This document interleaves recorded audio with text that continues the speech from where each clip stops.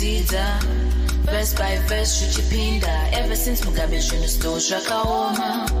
Asidai Marimatuona. Moyo Mang Daremerwa. Tell me what to do, you know, yeah, the faith is evident. Okay. I am here. I am back. I am here. Excited to jump into part 3 of the consumer trends with you. If you don't know who I am, my name is Rubimbo Makumbe, and I am the founder of Modern Letters to Africa.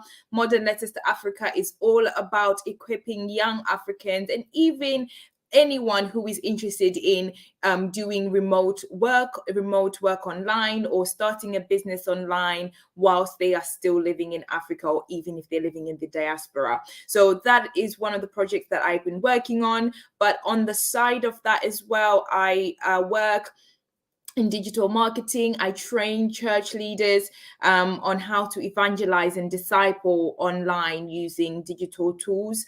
And then I also do a lot of activist work. So going into rooms and advocating for my fellow Africans in terms of actually getting what you deserve and being a voice on your behalf. So that is who I am today. If you haven't been joining in previous sessions, we have been talking about consumer trends by Statista, which is a platform that collects data, and they collect data on what is going on in the world, spending habits that they have. They often get a lot of this information from companies who are selling products who collect this data. Then they use that data to inform people like you and I who are interested in doing things online to best know what are the consumer behaviors. Any sort of marketing company, any successful company has a marketing department that also has a data department where they collect information about how people are behaving and what they are doing, and they use that to their advantage. So I want to give you those tools today. Thank you all for joining, those that have been joining week on week, and all of those that are new. You are welcome here, and please do connect with me, whether that is on Instagram, whether that is on TikTok, whether that's on Facebook. Just search for Modern Letters to Africa and I'll be there. Equally, if you are interested in more in terms of Modern Letters to Africa as a whole, just go on modernletterstoafrica.com and you will be able to see all the free resources free resources that are available for you to use to be equipped on starting work online or anything like that. So do go ahead and connect with me there. Okay, so one of the other things that I want to highlight to you is the fact that in previous weeks, we have spoken so far about the quest for quality. So in the West, a lot of the consumers are really thinking about buying a product for good quality money, but spending less on it because of the financial climate that we're currently in. Secondly, there's now this rise of ethical spenders with a lot of issues with adverse weather. I think the reality of climate change issues is really rising up in the West. So you're finding a lot of people wanting to really tap into this ethical spending, sustainability, wanting to preserve their planet, and all of these things. And then you also have what are called Zen enthusiasts. This is what we're going to talk about today. And I completely echo this because I'll be quite honest, given my background, we've been talking about this since 2019. This consumer who's interested in their mental well-being, is interested in self-care, is interested in natural products, and really thinking about their health and well-being. And I think, especially in the West, you hear, I'm just trying to go to the specific pages about this. It's a very big document. So we've done 2 sections already. So now that we're at this Zen enthusiast, I want to read their description, and then I want to talk a bit more about just what I started to see in 2019, and I believe is probably still quite relevant today, thinking about this consumer that is wanting to relieve stress. Right. Okay. So their introduction is so they say about the trend. The hunt for respite from stress and anxiety is surging, spearheaded by Gen Z and millennials. These generations are acknowledging the mounting stresses in their lives. Zen enthusiasts are actively seeking solace through online health gurus or promote self-care and alternative therapies like cannabis. Companies need to develop offerings that help Zen enthusiasts relax while partnering with influencers to capture a new consumer base. Now, in the West, there is this culture of meditation, yoga. You find in workplaces they offer yoga for during lunchtime, and this was very popular during COVID. There is a lot of support in companies for mental health. They really think about those things because they understand people are so under pressure. When you live in the West, especially in the UK, your life is go, go, go. You wake up, you go to work, you come back, and you sleep and you go back to work, you repeat again. So people are under pressure. There is an epidemic here of mental health issues, anxiety, depression. There's also an epidemic in loneliness. So they are saying that there is a huge loneliness issue where people just are really struggling to connect with one another. So again, people are looking for ways for healing. They're looking for anything to help them relieve that stress. So I've stressed on that enough, for lack of better words. But this is the picture, right? So I'll tell you a bit about the brand that I was looking after. So I'd come into this company. I was an intern. I was very enthusiastic. I was like, okay, cool. So you guys have been in the company. I think at that point they'd been doing this for like 120 years, because I remember we celebrated 120 years of them being in business whilst I was at the company. But at this point when I was doing this, they were a hair care company, manufacturing company, and they sit in the same levels of your Procter and Gamble, Unilever, and they, as a whole, they have different brands. So the brand that I set on was a hair manufacturing company that made shampoos, made hair masks, and all of these things.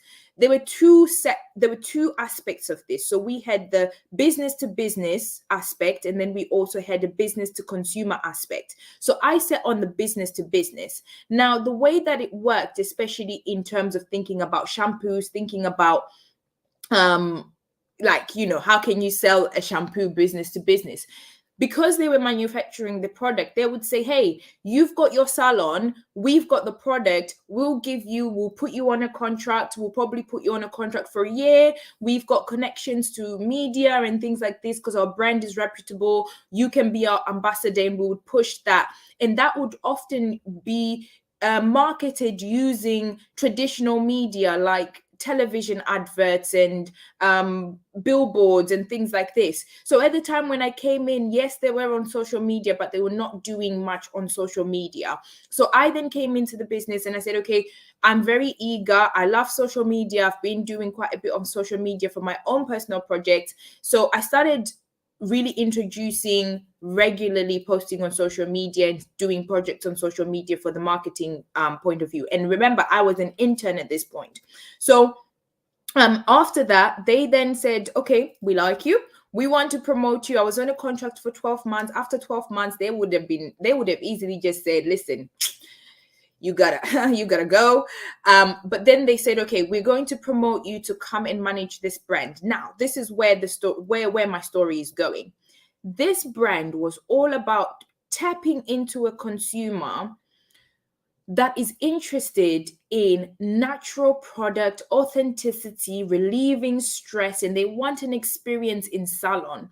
Our clients were salons and hairdressers who were interested in selling products. So someone would come into the salon, they'll spend about, and again, yes, I'm in the UK, about, I'll use dollars just for the benefit of those who use dollars. So they will charge about $50. You come in, you have your hair shampooed, they might give you a massage, they'll use the special hair products on you. That's the experience.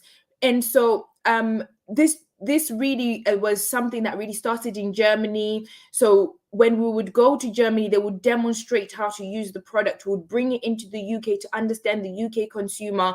What is it that they're asking for? This was the consumer that was going into a restaurant and asking for vegan menu. Like, where's your vegan menu? I want gluten-free products. When they go into their local store, they're looking for ethically sourced product that you haven't used child labor to produce your products. They're thinking about those things. So it was you 24 thoughts are going on in my mind right now. Let me break it down. So when you're thinking about selling a product online and thinking about this, we started thinking about how do we position this hair care brand in a digital sphere, tapping into to someone who's wanting healthier, or to make healthier choices in their life. So what did we do? Posting social media posts, anytime we would have any sort of event, making sure that we're having natural products, always thinking about those little details. When we'd post photos of the product, we'd always post it next to natural products, because that was the unique selling point of that product. So how does this then begin to apply to you and your product that you want to sell online? You have to now start thinking, okay, this is what the customer wants. They want to relieve their stress. These are the things they're interested in. You can then now start positioning yourself in the way that you're sourcing your products, the type of wording you're using in the language of your marketing copy, anything that you're putting online, whether that's an advert, whether that's a caption on your post. You start thinking about that. You start thinking about those hashtags as well, and those keywords as well. This is important because you want to make sure that you get in front of that person, because they have the money to buy your product. Like, people don't have money to buy products. They do. If it's going to help them fix their problem, they are going to purchase it. So in this area, some of the things that people are buying, and you would have had this, there was a rise, and this was a rise again in 2019, of cannabis being a thing. So they would take the HTC, and they've started introducing that into products, into hair products, into face products, that can be face creams, into, what do you call this? Tablets as well, teas. So you've got cannabis teas. People are buying this. Cannabis tea goes for $10, $15. People will buy this. Cannabis tablets are being sold in my local pharmacy, and they are costing $40, $50, and people are buying this. Can you be selling this online? Right? And of course, they say with CBT, again, there's a lot of ethical things you have to think about that, but that is between you and whoever you check in with. But that's just an example of what I'm trying to show you, of people trying to relieve stress and how businesses are capitalizing on this information. So the influence of stress from this report is stress and anxiety are overwhelmingly prevalent today. Over a quarter of the world's population, have reported mental health problems such as stress and anxiety in the past 12 months. Wow. This is predominantly driven by the younger generations, in particular Gen Z. However, these cohorts are not just willing to talk about their mental health struggles, unlike the older generation, they're actively seeking solutions as well. So you've got a generation here that's saying the previous generation, they went through trauma and they didn't really fix it. We want to fix it, we want solutions. And so they are willing to invest money in that. People are willing to invest money in going to counseling these days. So if you're a therapist, offering those services, that is, mental health is such an untapped market. And that's not necessarily to say take advantage of people who are suffering, but offer solutions to them. Sure, there's someone here who has an idea that is going to change someone's life, that is going to help someone with a problem that they're currently facing. So it's really important to be thinking about that. Now, let's have a look at the top countries. Actually, there isn't that much of a big list. We're talking about, if you're thinking about selling a product online, look at the US, UK, and Germany for this type of product if you're wanting to go in the wellness sector. So what are the products from this report? Advice and self-help. So anything that you can offer that someone can go through themselves to help them unpack questions that they have about life, about career, motivation. That's really big.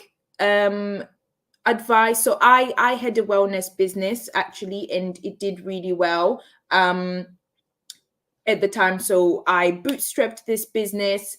I was doing it alone again, and I pretty much just invested all my savings into it. I produced a series of journals. I had a healing journal, a wellness journal, and a notebook. This was because I had personally gone through a journey of mental health, and I had been to therapy. I had gone through all sorts of different things in my life that I needed to work through. And again, with my faith, being a Christian, it was really important that I work through those things. And as I was looking through for resources, I couldn't find what I was looking for, something that would take me through step by step from the issues that I would have had from childhood to issues with image, things like that, where it wasn't helping me to dissect every aspect of who I am, whether that be career, friendships, relationships, whatever it was. I couldn't find it. So I was like, you know what? I'm going to create my own and I'm going to share it with others. So I Can Always was birthed. I was also offering programs online. All of this was online. I was distributing also online, but I was distributing in Australia, in America. My journals were in Barnes and Nobles, which is one of the biggest booksellers in America. And I was doing all of that. Unfortunately, I decided in the end to close down the business because I'd gone into burnout. I was unprepared going in. It required a lot of my time and a lot of my energy because the product I was selling was new to the market. So I would have required a large percentage of investment. I wasn't willing to take a loan at the time. I would have required a lot of capital to push to do the marketing, and that was the biggest learning for me from that business. So I said, okay, cool, shut it down. Let's rethink this through. Let's make sure that we've got the organic marketing in place. So that's my tip for you if you want to go into this area. People are willing to invest, but you really have to invest in the marketing so people see your product. It is a saturated industry as well. However, it is predicted that it is going to increase in terms of when you look at the financial statistics of how much this industry is going to make by 2025, it's triple what it was in 2020. So it's really good for you to be thinking about going into this because actually there's a huge demand. People want support. Journals are really, really good because you can design that. I designed this using Canva. I used 3 platforms to develop this product, and I sold it online. So have a think about that. I would get up and pick it up and show you the journal, but I can't for the life of me think where in the pile of books it is, but you get the gist. Health and fitness, if you're into exercise, if you're into sort of like anything to do with fitness, think about selling products in that way. Resistant bands, could you invent your own resistant bands that you can do everything online and sell it online? Could you just source resistant bands from any sort of drop shipping company online and sell those resistant bands? Is there anything that you can cater to the fact that it's winter, people are still wanting to exercise, but maybe still wanting to do it at home? Could you offer something in that area? So think about those things. People are really thinking about their skin. So skin products are really good to think about selling. Again, they've put this thing that the cannabis culture is a stress buster, like that's going on. For me, ethically, just because of my faith, I wouldn't tap into this product, but that's just a personal preference, because I wouldn't want to promote this type of product. But you have to make a decision that is suited and relevant for you and what you're trying to achieve, right? Okay, let's wrap up. We've spoken about this consumer who's interested in relieving stress. They want you to sell a product to them. They're willing to pay for it. So let's think about now strategies for success, looking at what they have offered us. Collaborative influencer marketing, partner with wellness influencers whose content aligns with stress and anxiety relief to authentically connect with your audience and build trust. I highly, highly, highly recommend this. Again, coming from the experience of that brand I told you about that I had the responsibility to launch in the UK and Ireland, that was really driven by the influencers that we were bringing in. So I had 2 influencers that I was working with to push this. One of them was a model, one of them was an influencer, but she was a lifestyle influencer. One of them was very like beautiful, natural beauty. She was Australian. Oh my days, like woman. Yes, she just had that look that every woman who's watching her is saying, I want her hair to look like I want my hair to look like hers. And because we were selling shampoo, that's the person we wanted. So think about your product and think about what influence, because I've seen this a lot in our community, actually, in African community, where we're not strategic when thinking about who to get to jump on our brands. Your brand is very, very important. You have to protect it. Find someone who is going to actually champion your brand, who is aligned with your values that you're trying to do to sell that product for you. And they have to believe in the product. People can tell when somebody's just lying, or people just, if they don't like the person that's selling the product, they're not going to buy the product. So really think about that. Influencers are really good. There's a differentiation as well between macro influencers and micro influencers. Macro influencers is anyone above 10K, and this changes all the time. But last I checked, anyone over 10K is a macro influencer because they have a larger audience. The benefits of going for somebody with a larger audience is that you are going to reach more people. However, because they've got a larger audience, it can be difficult sometimes to convert that into sales, because they're so used to being marketed to, because that person has such a huge following. Sometimes people kind of just say, well, you're always selling a product. How do I truly believe that you actually believe in this product? Anyone who's under, who maybe you've seen someone who's doing great stuff and they have a little bit of a following, I personally would say go for that.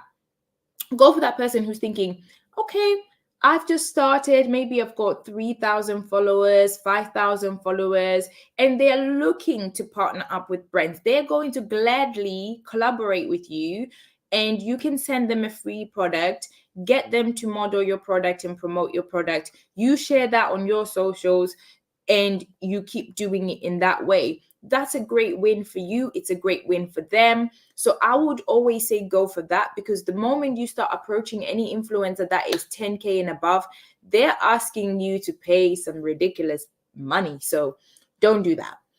There are other ways. Don't do that.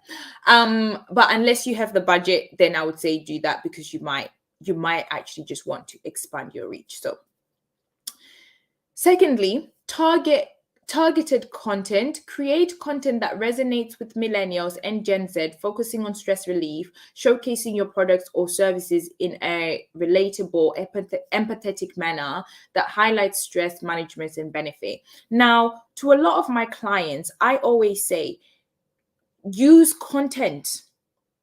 I listen to Gary Vaynerchuk because he always talks about content.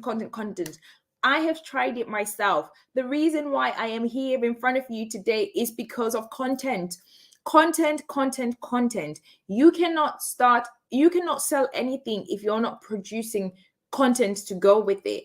Show how the product works. So if you're selling a product online, you want to receive the product yourself, showing people how it works. If, let's say, maybe you can't receive the product in the country you're in, find an influencer. Say, hey, listen, I want to give you this product. I want you to create content showing how this product works and make it funny, make it relatable. Really tap into the humor that they might use if they're all about like comedy on their channel. Use that. Really make the most of that. If it's a memes that they create a meme out of your product and put in, if you want to buy this product, buy now or purchase this product here. Really utilize that. And now, guys, listen, I was at a conference on Friday that was talking all about AI. Experts in the room talking about AI, where the future of AI is going. Of course, they were talking about this in the context of the church, but it still covered the generic scope of AI. By 2025, I've been saying this and I'll continue saying this. Forbes has predicted that by 2025, 50% of jobs in the West are going to be cut off. Another study as well, I found out on Friday that 865,000 jobs are due to be lost due to AI in the UK alone.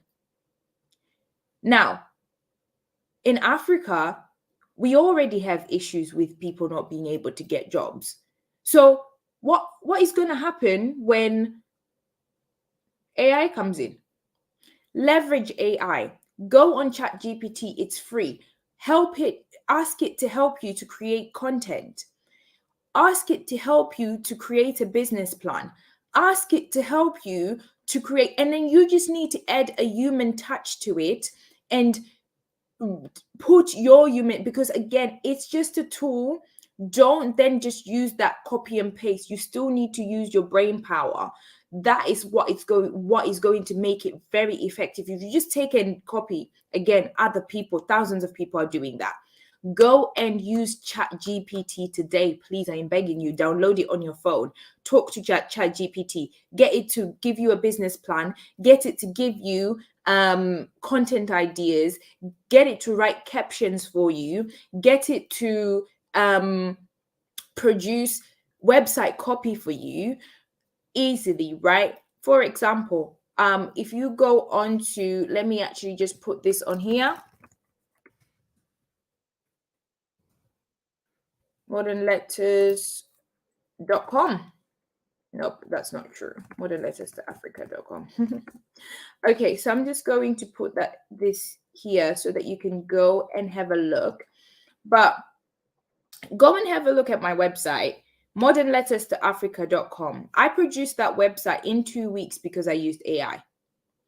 Now, previously, that type of website would have taken me a month to produce, especially if I'm thinking about what the branding is, what the messaging is, what the different elements of the platform is. I used AI to be my assistant.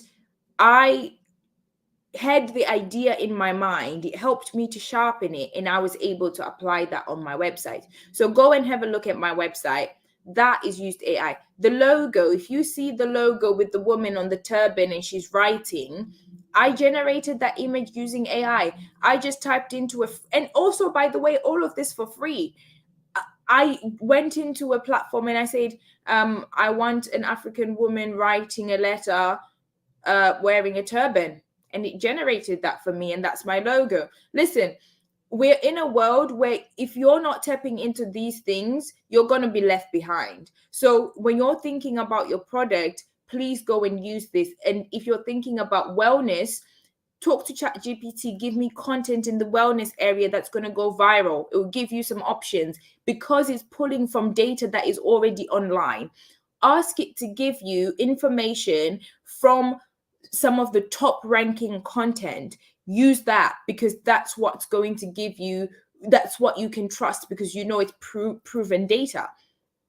All ChatGPT does is it pulls from its data sources, and then it creates something somewhat customized for you, but it's kind of processed it from data that already exists, that's already working. You need to be specific with it, and you only need to give it one task at a time because at the moment it's only single task. So we're still very early stages. We're talking about early stages of the internet here. Do you remember those box computers we have? We're there with AI right now. So last thing that we'll touch on is product development. Create offerings for holistic self-care.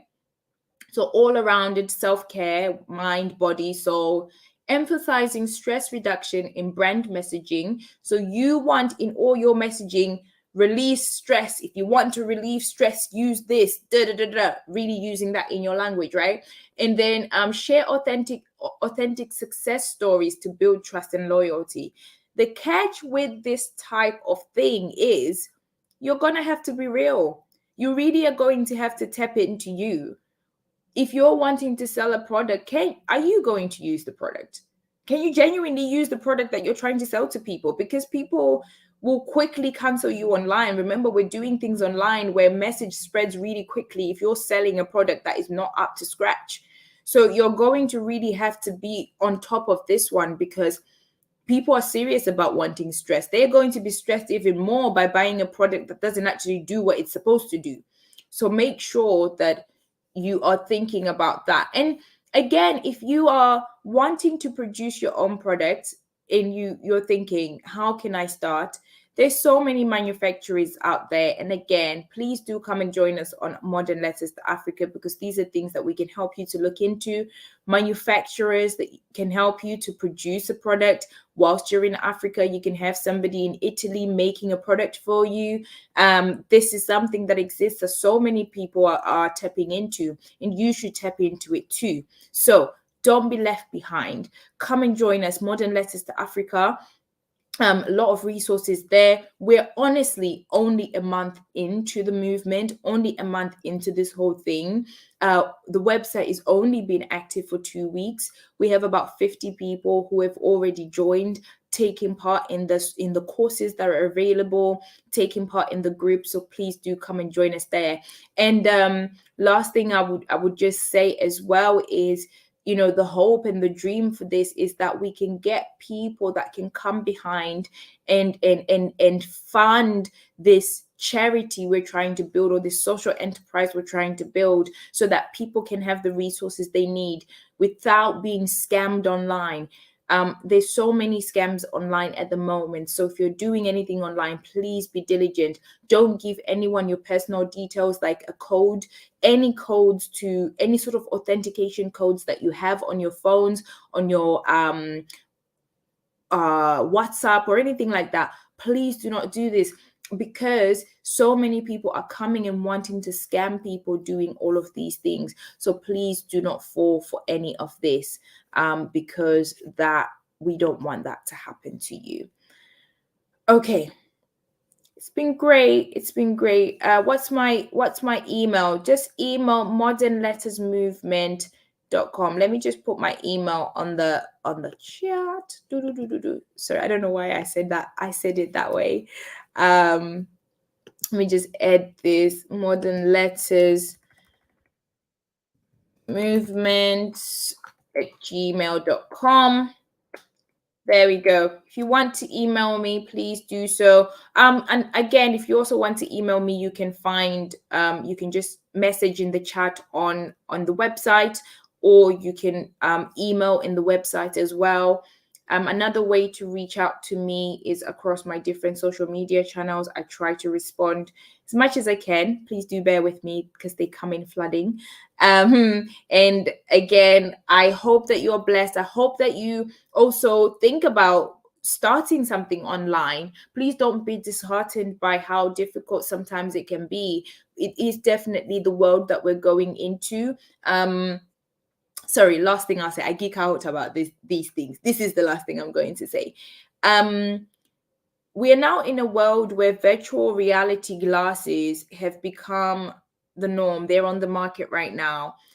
I think it's either Meta or Apple who have just released they've released this on a mass scale. Before, you needed to be a specialist or something to do this. The conference that I was at yesterday, was it yesterday? Yeah, it was yesterday. The conference I was at yesterday actually had these, and you could test them out. These glasses, these virtual reality glasses. So we're going in a very different world, brothers and sisters. So I think we when we're thinking about our future as Africans, our future as Zimbabweans, our future as young people, we need to be thinking, listen, it's enough now that we've been used, we've been abused, we've been lied to, we've been through a lot. We need to tap into online, and we can do that as quietly as possible, because one day they're just going to see an influx of Africans doing businesses online, making thousands of pounds online, and they're going to think,